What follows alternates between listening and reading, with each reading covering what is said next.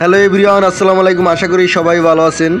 তো আজকে আমি চরে চলে আইছি এবং চরে আইছি একটা কারণে, আমাদের জমিতে এবার আব্বা কি করছে এগুলো দেখার জন্য চলে আইছি। তো গাইজ আপনারা আমার সাথে থাকুন, আপনাদের সাথে অবশ্যই শেয়ার করব। তো আমরা প্রথমে দেখতে আছি প্লেন্ডেল করছে, এই যে জমিতে দেখতে আছেন প্লেন্ডেল করছে।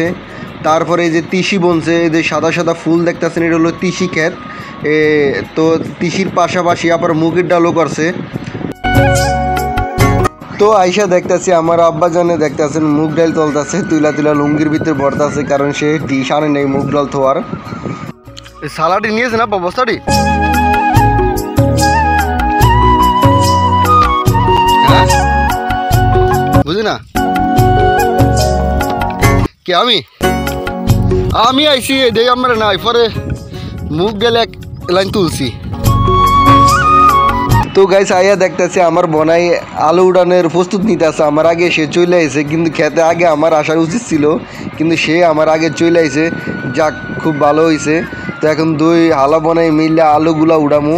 তো এই যে পাশে দেখতেছেন এই যে জমিটা, এটা পুরাই একটা মানে এটা মাটির ভিতরে সবই কিন্তু আলু, উপরে গাছ সব আগে কাইটা লাইছে আব্বাই।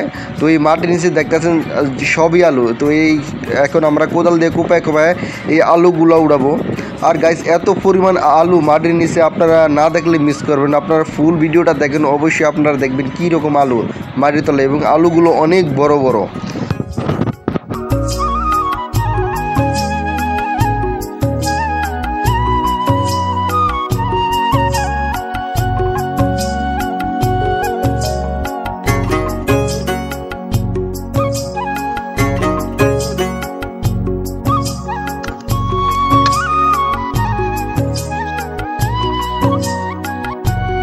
তো আমি আপনাদেরকে একটু দেখাইতেছি যে পিছনে আমরা যে আলুগুলো উড়েছি, দেখেন কি পরিমাণ আলু, এবং আলুর সাইজগুলো দেখেন অনেক বড় বড়।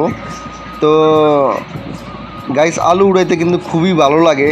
তো গাইস আপনাদের কাছে যদি ভিডিওটা ভালো লাগে, অবশ্যই আমার চ্যানেলটা সাবস্ক্রাইব করবেন, পাশে থাকা নোটিফিকেশন বেলটা বাজিয়ে দিবেন।